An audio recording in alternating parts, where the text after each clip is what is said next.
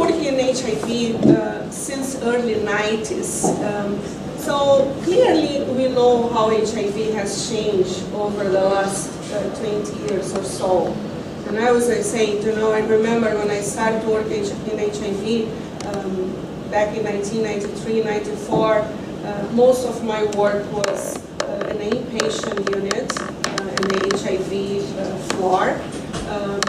And unfortunately, most of the patients were finding out they were HIV positive, and they had not much time left to live.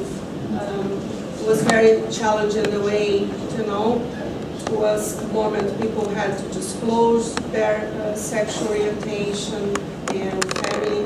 Imagine in Brazil, I imagine it's like for you guys, it's a lot of stigma around MSM population. So that was exactly the situations I remember was my first years working as a psychiatrist.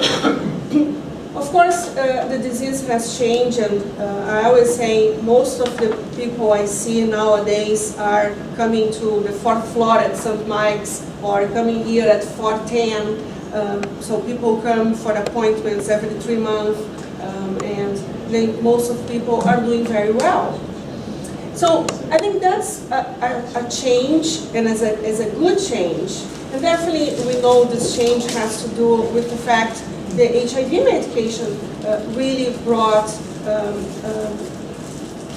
this, in a way, people live longer, and we know the life expectancy of anyone with HIV is pretty much the same of the general population, people who are not HIV positive. But I like to say, yeah, that's a big change, and as a health professionals, as support workers, we see a different kind of problems people are living. But I also like to mention, the disease has changed, but the challenges that people who live with HIV, they face, I would say, is pretty much the same. I don't think there is any other disease where people suffer a lot, such a stigma and discrimination. Sometimes in the hospital, people like to compare, well, people with HIV is like to have diabetes, heart problem, cancer. We know in some aspects, take a medication every day, have to do blood work very often. That's, it's like, let's say someone with diabetes type 1, you have to inject insulin many times a day. But no other disease has the stigma and discrimination attached as HIV. And I think this is explained why it's so important for us to talk about how to deal with stress related with the stigma and discrimination related with HIV. And I think that's explained why, where I'm gonna talk in the next few slides, why we know it's so common. People who live with HIV develop some mental health problems, and any given time, if we start to ask specific questions about mental health issues, we're going to see probably about 40% of people living with HIV, they have to deal with some mental health issues. Okay? And this is, unfortunately, when people develop any mental health issues, and the fact that in the top of being HIV positive, we know people have more difficulty to keep taking the medication. So, and we know how important for the HIV medication to be effective. People have to take the medication every day at the right time. And it's easy for us to understand someone who is suffering from depression, for example, or from addiction. It's more difficult to keep track of all these challenges and the demands of this disease. And then we know if the person doesn't take the medication correctly, unfortunately the virus is going to continue to replicate, to make more virus. The CD4 is going to be affected, and the people have more chance to have all the complications in terms of HIV, and unfortunately the disease is going to progress way faster compared with someone who can take the medication every day. We know if someone has mental health issues, they need way more service. They need more support to be able to go to appointments, to remember appointments, these kind of things. And we know what's going to happen. Unfortunately, the quality of life of that individual is going to be affected. And the person is not going to do so well compared with someone who doesn't face some mental health problems. When I talk about mental health problems or psychiatric disease, and I hope we can have a chance to make the differentiation around deal with mental health issues and have a mental health diagnosis. So those are the people when they have a psychiatric problems, they need to come to see me, they need to take medication most of the time. So when we are talking about psychiatric disorders, the most common psychiatric disorders we see in people who are HIV positive, definitely depression would be the first of the list. We know anxiety is very common as well. Addiction is extremely common as well. And cognitive problems, as Kenneth was talking right at the beginning. I also like to mention there is conditions, we know they are not psychiatric disorders, they are not psychiatric disease, but definitely affect people's mental health. And like I said, I hope we can make the differentiation between have a clinical depression and have a mental health challenges because the person is dealing with this important stressors. And some of them, we know, housing is a big one. If you don't have a good place to live and roof over your head, it's hard to feel, you can sleep. It's hard to feel you are happy with your life. If the person doesn't has financial problems, doesn't have any ways to buy food or buy things that are minimal in terms of daily living, we know this is going to affect someone's mental health as well. And then we go back to the stigma discrimination. We know how powerful can be in terms of affects well-being. And unfortunately, I just mentioned HIV medication brought a lot of good things, but unfortunately brought some bad things as well. And we know some HIV medications, they can cause some of the side effects from those medications can make people feel depressed, have anxiety problems, sleep problems, and then in consequence we're going to see some mental health issues as well, unfortunately, in terms of the side effects of the HIV medication. So I want to spend the next few minutes talking about depression. And it's like I said, depression is the most common mental health problem in someone with HIV. And like I said, any given time we do a questionnaire to diagnose some of these conditions. I said about 40% of people would suffer from some clinical mental health problems. From those 40%, probably half of them would be depression. So it's definitely the most common situation we see. And again, we know how much depression affects quality of life. In many situations, as a reason for the doctors don't prescribe the HIV medication. What is a very difficult situation, because I just mentioned how the HIV medication brought a good results in most of people, and we know nowadays as early we start the HIV medication, it's better. Before we thought, okay, let's wait because the side effects, but luckily the new medications have less side effects. So, and we know if we leave people without taking HIV for too long, then maybe it would be too late for us to make the CD4 go back up. So yeah, go up, but doesn't go as much we would like to see. So, and unfortunately, many times the doctors, they are afraid because people, again, if they are depressed, most of people are not going, well, what's the point to take the medication, right? Or they start to forget the medication because the lack of energy and motivation caused by the depression. And then people stay longer without taking the medication. So we know if women have depression, and this is not just for HIV, but even in the no HIV population, women has more, the symptoms of the depression are more severe. And depression is way more common in women than men. Why? Because we know part of the depression has to do with some physical changes. We call biological predisposition. And we know the way the depression happened is because some of the chemicals in the brain, they got off balance.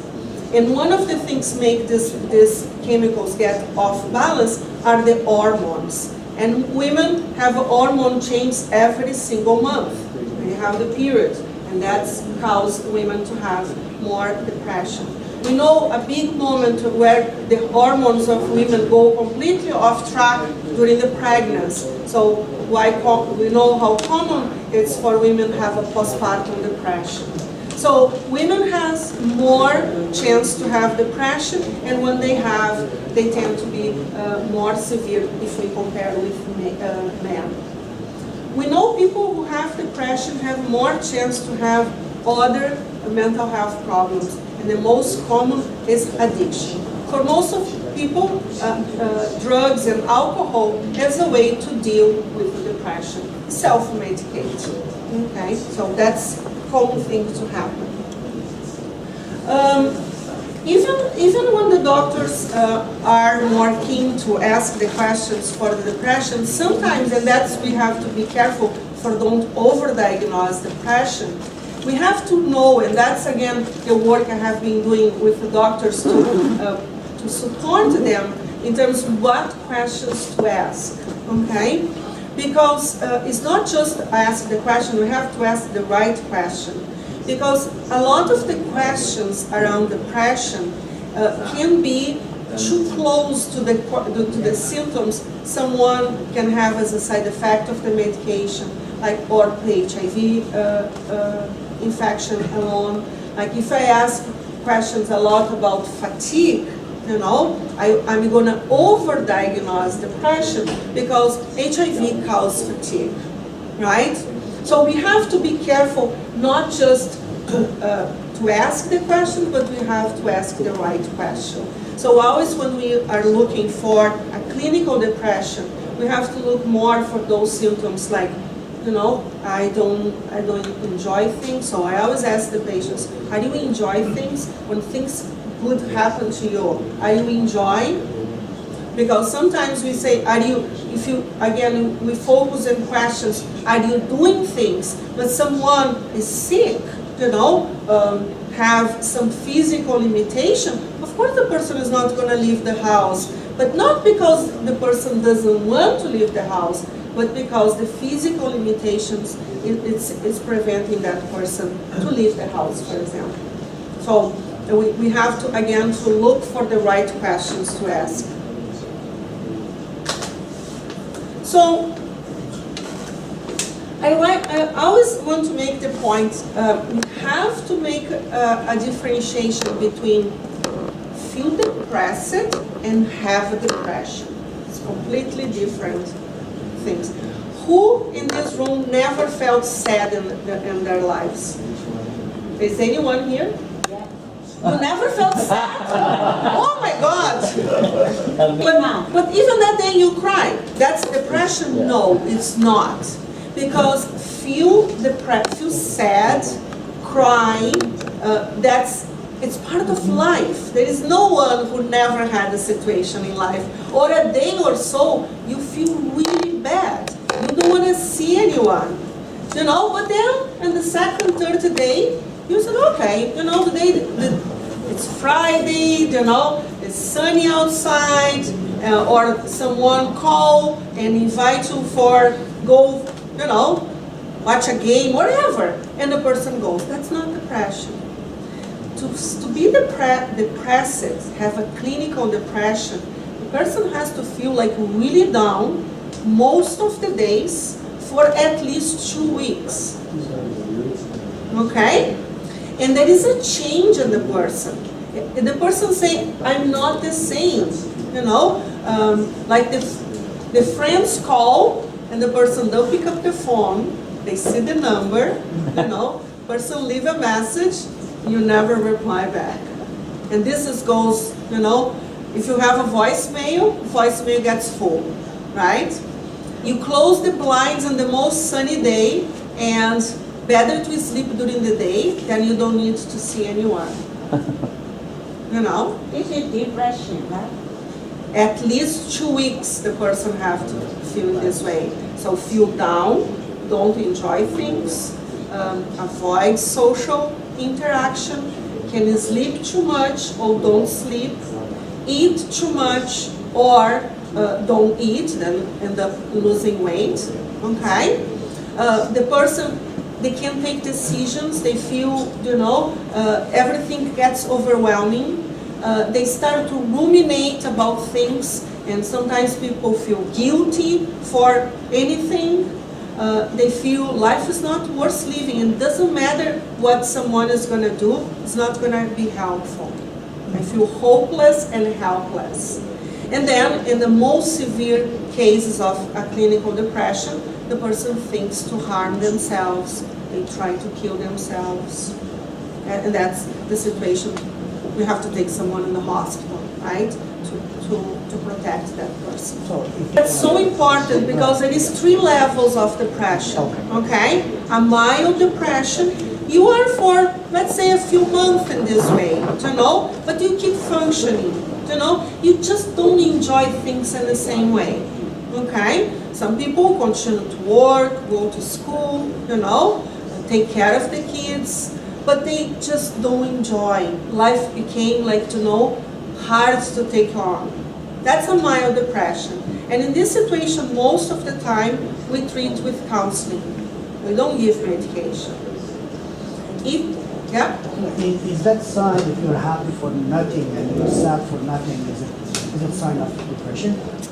If you are sad for nothing and all the other symptoms I mentioned, probably is depression. If you are extremely happy for nothing and look like someone is high without use cocaine, maybe the person has what we call bipolar disorder. I'm always happy without for no reason. If the person takes shower 20 times a day, can you consider as a depression? Probably. That's a quick trick question.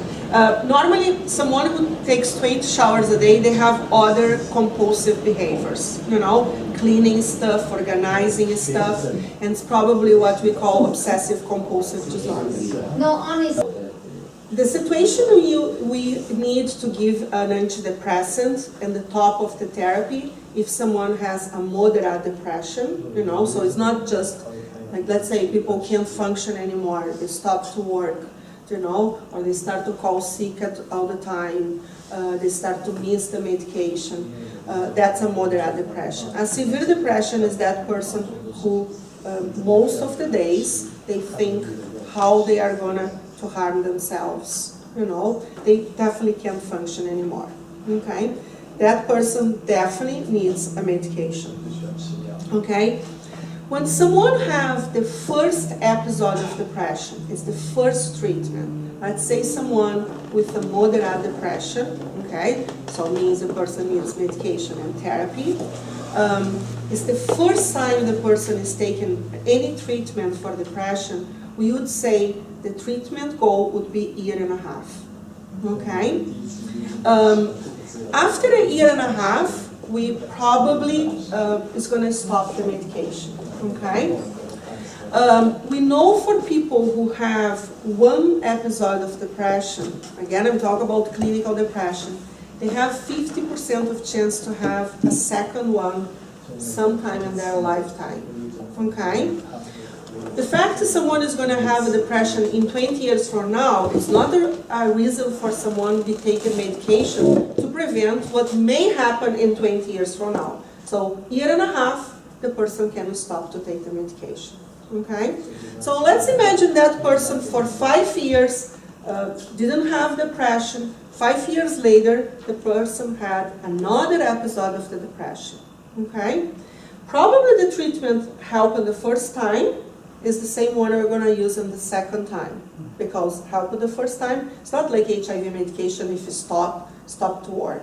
Antidepressant doesn't happen. So if you help them once, let's use the same one. So let's imagine the person is having the second episode of the depression. We would say the treatment should be for 3 years. Okay? And after 3 years, the person could stop to take the medication. However, someone who had a second episode of depression, they have a 70% of chance to have the third one. Okay? Again, most of people, and I always recommend my patients, you don't know what's going to happen. Stop, and see. Because one thing it's important, after you feel depressed and you treat, you get better, people can recognize the difference. So if they start to have depression, they recognize the early symptoms and they ask for help.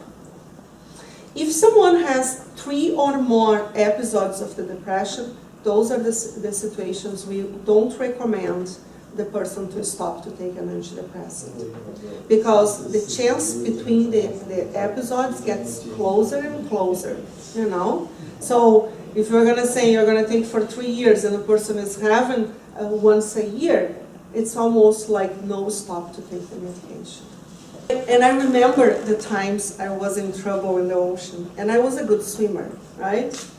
So even if you're a good swimmer, if you are in the deep ocean, it's really hard to go back. And I had one episode that the lifeguards had to pick me up in the ocean, okay, because I couldn't come back. For me, the depression, it's like to be in that deep ocean, okay? And it doesn't matter if you are a good swimmer, it's hard to go back to the shore, right? And when you are in the deep ocean, it's really easy to sink down, right? So, and if there is a wave comes, like there you are gasping for air.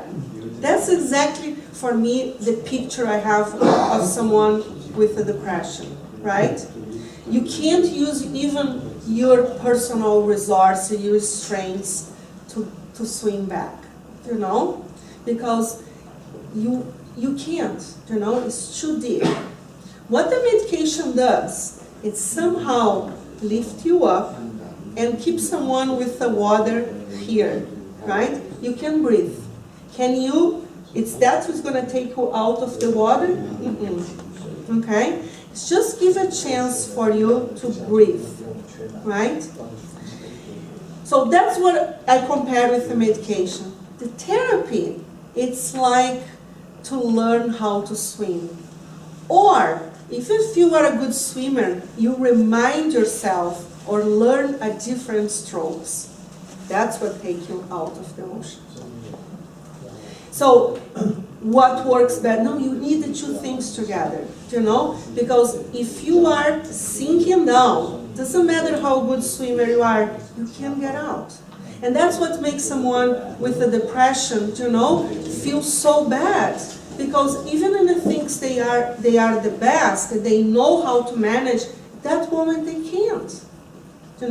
It's like the disease is pulling them down. So the therapy is a way to help, and there is a different ways of therapy, because depends of the circumstance. And always I say, therapy is like to put the two boxes together, You need different tools. You can't use always the same tool to fix some things when you have a problem in the house. Therapy is the same, You can't rely in just one way to cope. You need to use many ways because life is circumstances are going to show in your life in a different way. And then the blue is what is mean? The blues. Yeah. Oh, it's just the way some people describe themselves as sad, feel blue, Yes. feel down. It's just a way to, again, I just want to make a point, like you have to look, and when I talk with doctors, I say, depends the language of the person, you know? Each of us is going to express their feelings in a different way. Some people say, when they are sad, they say, I'm blue, okay? Talk about anxiety, okay? So anxiety it's a group of problems, you know? And I brought here a couple of examples, what we call anxiety problems. Panic disorder. Anyone knows what's panic disorder? It's people who have very often panic attacks, okay? And panic attacks means out of the blue, I feel my heartbeat is racing, I'm shaking, I'm having a cold sweat, I have a sense like I'm gonna faint, and I have to escape, the air doesn't come in, my chest is tight, and sometimes like I feel I'm gonna have a heart attack. That's a panic attack. If you have these panic attacks at least 3 times a week, then a person has what we call panic disorder. Okay? So having one panic attack doesn't mean anything. That most of us here probably had. Imagine the phone I pick up the phone and it's a bad news. That's what's going to happen. I'm going to have a panic attack. And normally panic attacks, to be panic disorder, they have to come out of the blue. It's not because I pick up the phone and I got a bad news. It's like I'm sleeping and suddenly I have a panic attack. Most of people, when they start to have a panic attack when they are outside the house, they start to get afraid to get out of the house and they have what we call agoraphobia.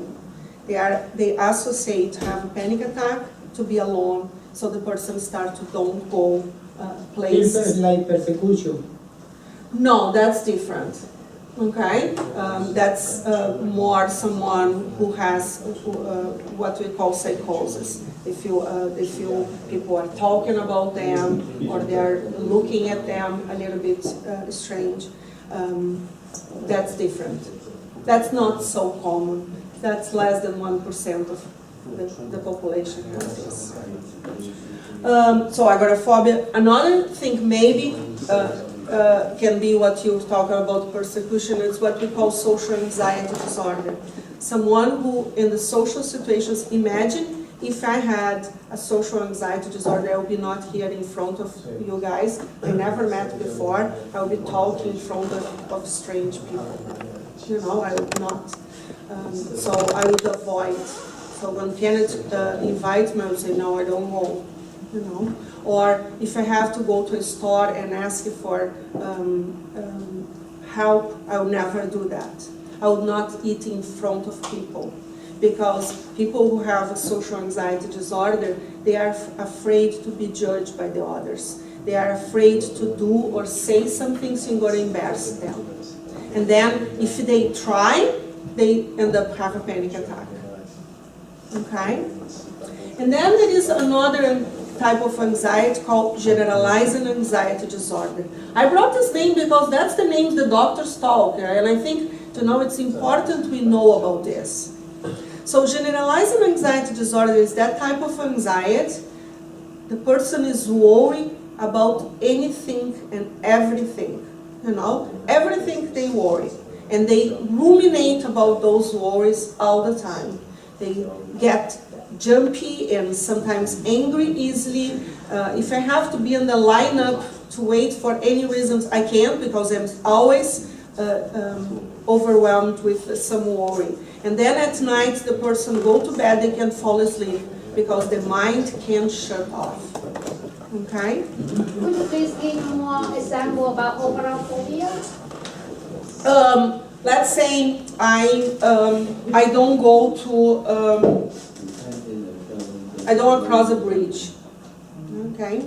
Most of people who have agoraphobia, it's because they associate a panic attack they had to the situation they are exposing themselves. So imagine if I was driving, okay, And suddenly I had a panic attack.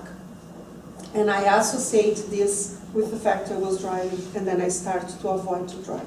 And I can't go to work because the only way I go to work, I have to drive. Or they are in the subway. So it's when they are, and most of, initially the person, but they ask someone to go with them. Because the fear is I'm alone in the place, if I feel the way I felt before, no one is gonna help me. So I start to have someone with me. And then it doesn't work anymore and the person really don't leave the house. So for people who are afraid to fly, that's called specific phobia, okay? It's specific for one situation. Agoraphobia means you don't get out. You have to stay in the place where you feel secure. Most of people is their own house. Okay? So if it's afraid about fly, about let's say go to specific places, a mall, it's more what we call a specific phobia. It's very common. It is not the most difficult thing to treat. It's the easiest one. Okay. When we treat, and I'm going to talk about treatment, I think a few things we talked before. So the treatment for anxiety, depression, they are very similar. And if we talk about medication, so probably you guys heard sometimes I always try to catch myself. If I'm seeing someone who has anxiety and I say, so we are going to give an antidepressant, and the patient said to me, well, I don't have depression. I said, okay, I have to explain. The treatments are the same. The medications we use to treat the anxiety disorder, they are antidepressants, just because the way they work in the brain, they are the same medication, okay? We have to be mindful, like I mentioned before, for moderate depression, severe depression, we need a treatment. For someone who have panic disorder, they need medication. The other anxiety disorders, we try to treat most of them only with the therapy. Agoraphobia, social anxiety disorder, generalized anxiety disorder, we treat most with the therapy. Panic disorder needs medication as well. And the medications we use, they are the same ones we use for depression, just the dose is a little bit different. One thing that's very important when we think about medication, you know, and that's one thing it's important, if not just to see a doctor, but you need to see a doctor who knows these medications, because you have to be very careful around drug interaction between the HIV medication and the medication we use for anxiety depression, okay? They interact with each other, and we have to be careful because the person can have more side effects. Or the medication sometimes is not so effective because the HIV medication lower the dose of the medication for depression, for example, and the person says, I'm taking medication is not effective. So you need to be very careful. So the doctors need to feel comfortable to manage the medications together. Okay? And I mentioned before, we have been talking about the therapy, you know. So depends of the situation, there is types of therapy are more effective. Okay, so imagine the example you asked about a fear to fly, specific phobia, or social anxiety disorder. Those are the conditions we know the best treatment are what we call cognitive behavioral therapy. The same thing about depression. It's a great treatment for depression as a therapy. Then we have, for people who have a depression, a different therapy called interpersonal therapy, okay? Or another type of therapy called mindfulness therapy. And I'm not sure if you guys heard about mindfulness. Mindfulness is a great treatment for anxiety, depression, and when you talk about depression, it's more to help people to learn how to deal with the stress that's going to happen in the future. Again, life is full of stress. You know, live with a chronic disease is a full of stress. So the mindfulness helps the person to deal with the stress can come at any time, and how you react to that stress. Okay.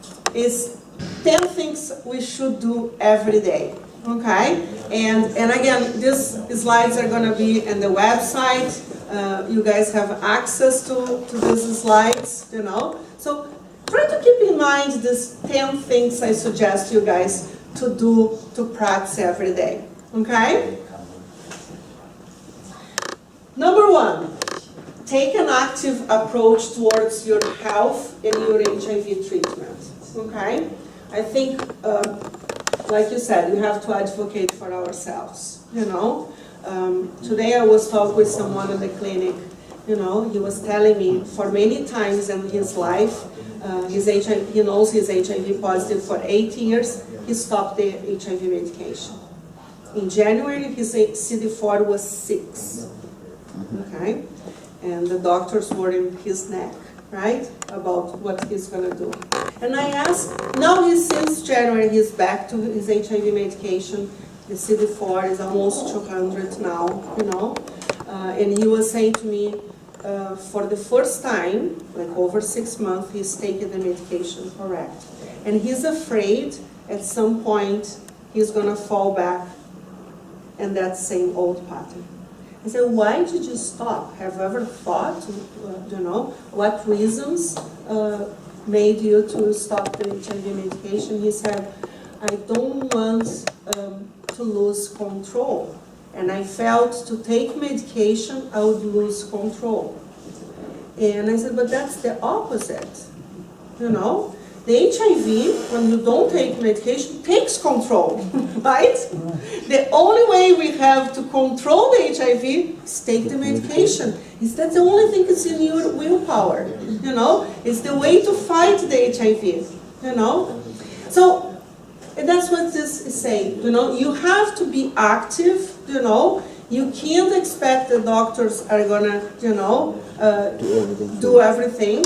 You know, a big part, it's with us, you know, we have to do. Okay. We have to also keep a health lifestyle, okay? I was talking this morning with another person about this. Things we know, if we do, really helps with improve immune system, improve depression. A few examples. We have to sleep, you know. 6 to 8 hours, it's that how much we should sleep every day, you know. Doesn't matter what time we sleep, you know. Each one has a difference. I have to sleep between 10, 11, because I get up 7 in the morning every day, you know. Probably if I could sleep until 10 in the morning, I would go to bed at 1 o'clock, watch TV, and last night I was watching a show, I was really enjoying the show, but if I don't sleep now, tomorrow will be a mess, you know. So it doesn't matter if we sleep 2 in the morning to 12 the next day. If you don't need to get up the next day, who cares? It's important those hours of sleep. Physical time, you know, walk. I'm not the best person to talk about physical. I don't like to go to the gym, but I like to walk. Okay, and I walk my dog 3 times a day. I'm the one who walks him at least for half an hour. Okay, and on weekends I like to bike. That's my physical activity, and I walk at least an hour and a half a day with the dog. Okay. Focus time, exactly what you were talking, you know, to be able to pay attention to things. Have a time in, you know, like time for yourself. That's another thing that's important. Downtime, you know. I love when I can, there's no one in the house, I just put my feet up and watch TV. And sometimes people, my partner comes and what you watch? I don't know, the TV is just on, you know. No one's bugging me. Playtime, so time to enjoy and go out with friends and connecting time, you know, again, social life. It doesn't matter. Another day, another of my patients was saying he doesn't see his friends very often. And I asked why. He has a lot of physical problems. He can't go, and his friends live far away, right? And I said, but you don't talk like FaceTime? A lot of my friends live in Brazil, and I talk to them every week. We talk on FaceTime, Facebook, you know, and the technology give a lot of chance for us to do that, you know. And he was saying, oh, I don't, I said, you know what's going on in your friends' life. You talk with them almost every day. You don't see them in the same room. But it doesn't matter. It's how we can address whatever is the condition but feel connected with people, right? This is, I think, it's key, okay? You have to develop a good relationship with the team is taking care of you, okay? And the communication has to be as open as possible. I know sometimes we feel, my doctor and I, we don't connect very well, but where I'm gonna find another doctor. Can you fire him? Huh? Can you fire him? Of course you can fire the doctors. I was thinking about, can I? Of course you can. And be open, you know, say, doctor, I don't think we are, you know, in the same page. I would like to see another person, you know. Because you guys are going to see the patient, the doctors every 3 months, right? So at least. So you have to feel, you know, there is a connection. And it's like any other relationship, you know. You have to be comfortable with that. You have to connect, you know. It's, of course, the patient-physician relationship is different, you know. It's not like a friend, but you have to feel connected, you know. And there is a match for this, you know. And I many times I ask when I see someone first time, I ask, do you think we can work together? Do you feel like today the conversation we connect with each other? Sometimes doesn't, you know. Again, doctors are human as well, right? They have their own personality. Sometimes, you know, have a clear, well, isn't that we don't agree, but there is other things we agree. And sometimes the patient say, the doctor, I'm okay with the doctor. The nurses are awesome, you know. Again, don't see the team just the doctors. It is the nurses, the social worker, the pharmacist in the clinic, and you have to feel connected, you know, at least well connected with one of those in the clinic. Okay, that would be number 3. Number 4, be curious about your health. Again, it's to feel you are in control, you know, to feel you are active. Ask a question, you know, go to the internet, you know. The HIV changes all the time. We have to, you know, educate ourselves, you know. It's a way to, it's your health, you know. You can't expect the doctors are going to tell you everything. You have to be curious. You have to ask. Like the conversation do this alone, you know. It's how can we involve others, you know. Ask for help. Like sometimes, you know, even if the relationship with the doctors is not the easiest one, you know, like ask for a friend to come to the appointment, you know, or many moments, you know, maybe it's not a friend, it's the case worker, someone you feel, you know, can be supportive. Don't try to take this alone, okay? You can control your level of stress, okay? I think the next slide is my favorite. No, this one, okay? And I told I was a surfer. And for me, it's another way, you know, stress like a big wave. And I said this before, and you can't stop them, you know, but you can learn how to surf, okay? So if you can't stop the stress, how we're going to manage that stress. And a good way to do it is with the word stop. Okay? So if a difficult situation comes up, you stop, give a pause, you know? It would be nice and if the real life we could do like in TV, right? We stop and froze the image. We can't. But if we are in the middle of a very difficult situation, you can stop. You know, if you are getting physically overwhelmed, anxious, you know, stop, you know, take a breath, you know, look what's going on, you know, and then you proceed. So that's what I'm going to do. Okay? And that's the idea of the mindfulness, you know. You can't prevent, you can't stop things to happen to your life, but how you are going to take the moment you live and accept what's happening and try to take a no judgmental approach, okay? And live the moment, you know. What's happened is happening, you know. It's a moment I'm going through. I was hoping one day I could put him in this position. This is a really... Yes.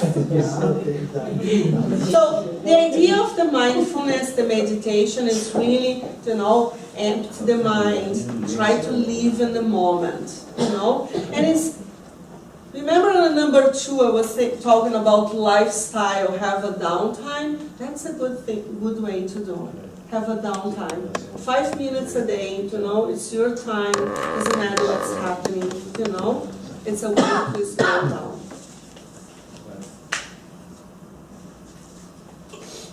Things you can do to improve your mood, okay? And we were talking before about mild depression. There is a study showing these 3 things alone. You don't need to see a therapist, helps with the depression. Yoga, okay?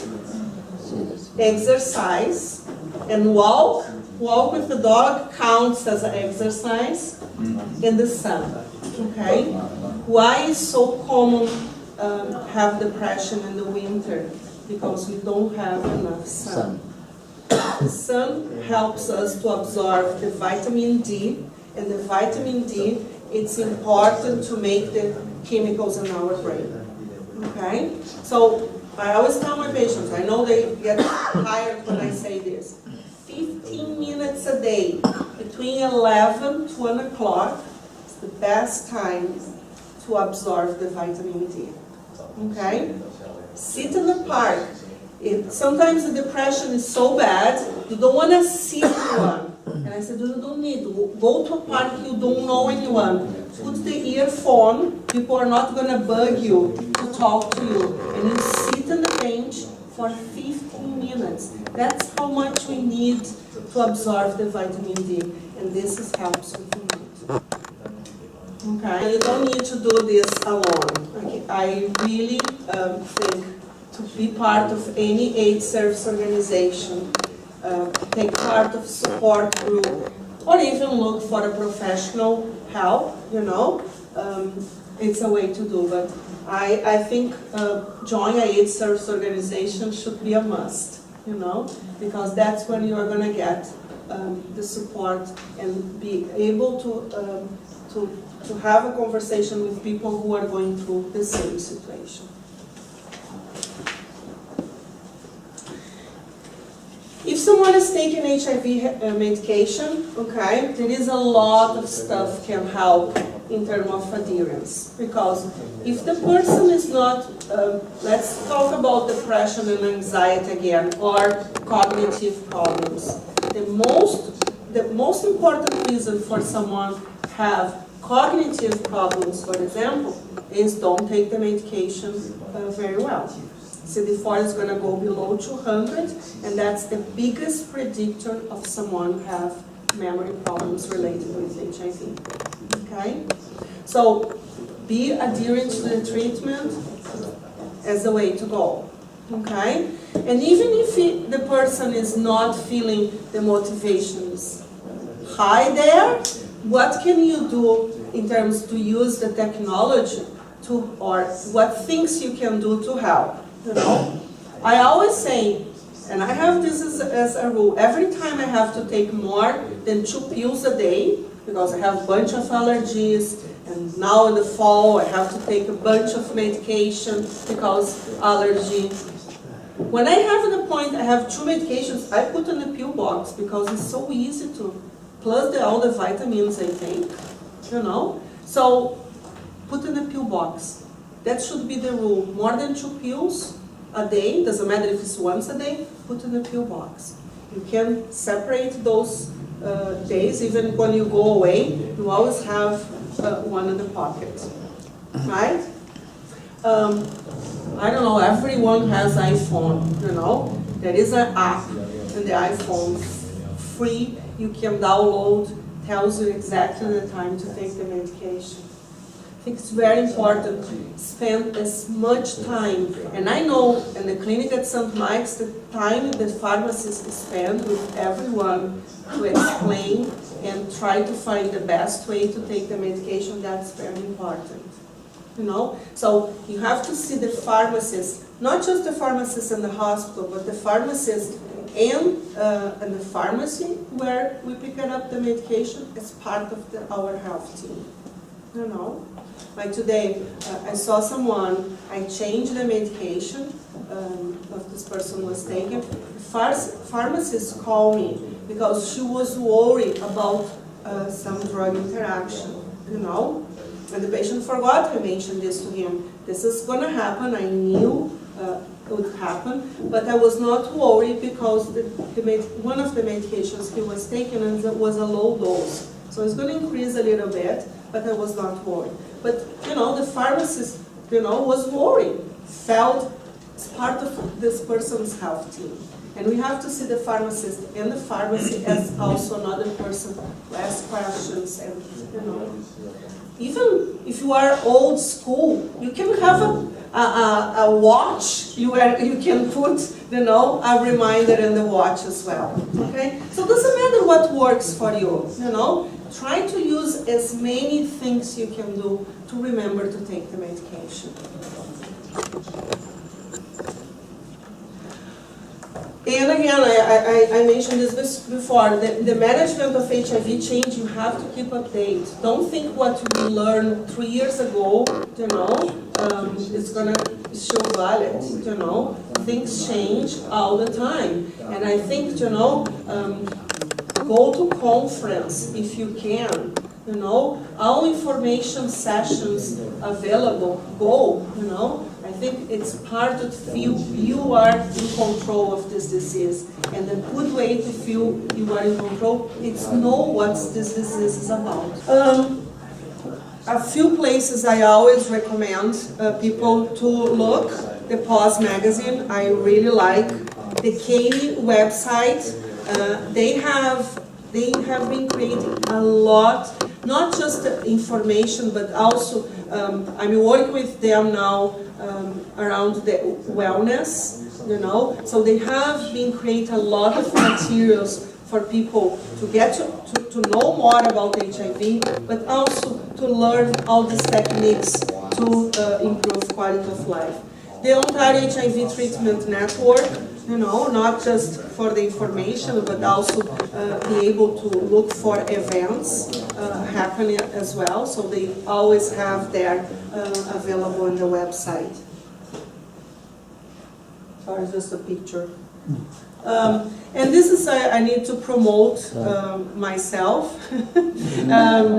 This is a website for women, okay? So the idea, this is one research group I have been working. We developed this website, but it's focused for women, okay? Information about even things around depression in women. There is some videos around meditation in the website. So I suggest everyone can look, but it's the objective of this website is really focused on women. Okay. I'm not a handyman person, but I'm the one in the house who have to fix things when there is a problem, okay? And I have a toolbox, you know, a real toolbox, pink one. I had to buy a very girly one. So I always think, okay, what's the problem? How am I going to fix that problem? And all the tools I have there. To deal with the stress, you know, that's what we call coping strategies. There is a different coping mechanisms, okay? Some we know, they are all good. They are coping mechanisms, okay? That's what makes someone be able to be resilient. Some are better than other ones, okay? Even the ones we would say less effective doesn't mean they are bad, you know? We just need to be careful. Those are not going to work all the time, you know? It's like to have you need to have a hammer in the box, but you're not going to have the wall all the time. You know, depends on the problem. So a good example of coping mechanism called denial, you know? So that person will say, nothing's matter, you know? Or, I don't want to know. It's good, you know? Because if you are in the middle of a very difficult situation, be able to put this aside is a good way. Or you get overwhelmed to deal with so many things at the same time. It's like put the dust underneath the carpet. The problem is when we just put the dust underneath the carpet. Then gets big, right? So the denial is good, but if you deny all the time, you get to the point of the person will say, I don't need a treatment for the HIV. And then things are going to go downhill, right? Or avoidance, you know? If you confront the situation all the time, you know, it's like can be smash the wall, right? So sometimes avoid the situation, it's a good thing because you can deal with that situation, okay? Helplessness, you know, that's the one most of the time are not the best way to cope, okay? If you have that so negative thinking, you know, nothing's gonna help, nothing's gonna change, you know, that doesn't help most of the time, okay? The same thing about self-blame. The person, every time they have a situation, they take this as their own fault, you know? Doesn't help as well, okay? Or that person who thinks too fantastic, you know? And imagine a miracle is gonna happen, you know? Yeah, it's a good thing, you know? We be hopeful, but you can't imagine that to be hopeful means a miracle. You have to do some things for that to happen, right? Or escaping, like use drugs or drinking too much, can be also self-destructive. The ones when we use, they are the most effective, are problem solving. What that means? That's my problem. Okay, I have HIV. What I need to do? Take your medication. Take my medication. I'm going to learn the 10 things I just mentioned before. You know, that's the problem. That's the way I'm going to cope with that situation. Using social support, and we talk about this. Don't try to do this alone, right? But that's help when you need. Lifestyle, we talk. We didn't talk about the diet, but that's another thing that's important. Don't exercise at least 20 minutes 3 times a week, you know. Have a fun time. Relaxation, we talk as well. And meaning in life. So what is important to you? Establish goals, you know. What's the priorities? If you have a spiritual side, if you have a religion, believe in something, you know, it's another thing, it's very important.